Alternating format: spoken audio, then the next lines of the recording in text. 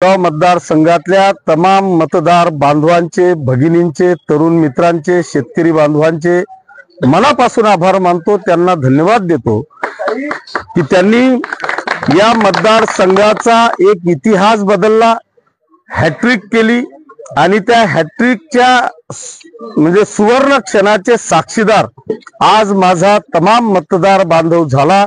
त्याबद्दल मी पहिल्यांदा तमाम पाचोरा आणि भडगाव वासियांचे, मतदार बांधवांचे मनापासून आभार मानतो, त्यांना धन्यवाद देतो।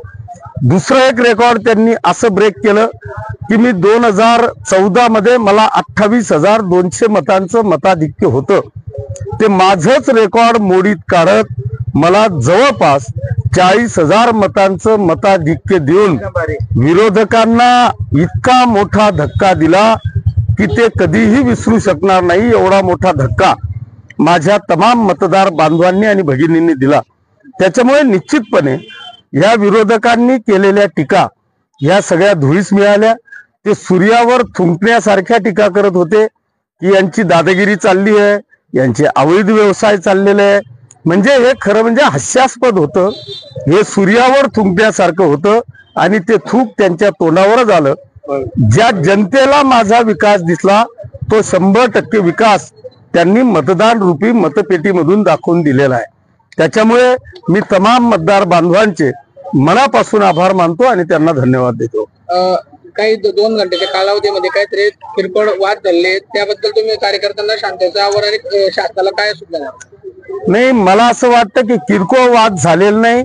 शेवटी जे आरोप करत होते ते आरोप आम्हीच करतो हे सिद्ध करून देण्याचं काम अमोल शिंदे आणि त्याच्या 3-5 कार्यकर्त्यांनी, गुन्हेगारी प्रवृत्तीच्या त्याच्या कार्यकर्त्यांनी त्यांची अवकात दाखवून देण्याचं काम या पाचोरा आणि भडगाव तालुक्यामध्ये दाखवून दिलेलं आहे।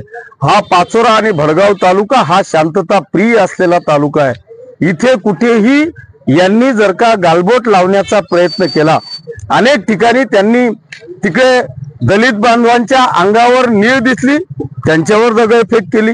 आपल्या शिवसैनिकांच्या अंगावर गुलाल दिसला, 2 पोरांना पकडलं, त्यांना मारहाण केली।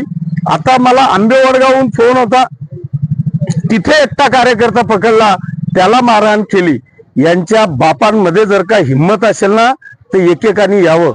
असा एक आमचा गोरगरीब कार्यकर्ता पकडून जर का मारायची आणि कायदा हातात घेण्याची जर का तुम्ही हिम्मत दाखवत असाल ना तर इथं कायद्याचं राज्य आहे, इथं पोलीस प्रशासन सज्ज आहे। यांच्यावर कायदेशीर कारवाई करून येणाऱ्या काळात अशी कधीच चूक करणार नाही अशा पद्धतीची दखल यांच्याबद्दल घेतली जाईल, अशा पद्धतीच्या सूचना मी पोलीस प्रशासनाला दिलेल्या आहेत। आजचा दिवस त्यांचा आहे, पण 5 वर्ष या शिवसैनिकांचे आहेत हे त्यांनी विसरू नये। त्याच्यामुळे निश्चितपणे मी अजूनही त्यांना, मग ते विरोधक जरी असतील, मी अशा भाषा आजपर्यंत वापरलेल्या नाहीत। पण जर का गोरगरिबांच्या एकेका मुलाला पकडून तुमच्या असे लांडग्यांसारखे, कोल्यांसारखे आमच्या वाघांवर जर का हल्ला करत असाल ना तर या सगळ्या लांडग्या आणि कोल्यांना मी त्यांची जागा दाखवल्याशिवाय राहणार नाही। पण मी अजूनही माझ्या कार्यकर्त्यांना हेच सांगितलंय की आपण शांतता पाळायची आहे। आपलं शहर, आपला मतदारसंघ हा शांतता प्रिय आहे, कुठेही गालबोट लागणार नाही। माझ्यासह आपले नेते आदरणीय एकनाथजी शिंदे साहेबांकडे कोणीही वाकडं बोट करून सांगणार नाही, आमची मान खाली घालण्याची वेळ येणार नाही, याची काळजी माझ्या तमाम कार्यकर्त्यांनी घ्यावी, अशा पद्धतीचं आव्हान मी आपल्या माध्यमातून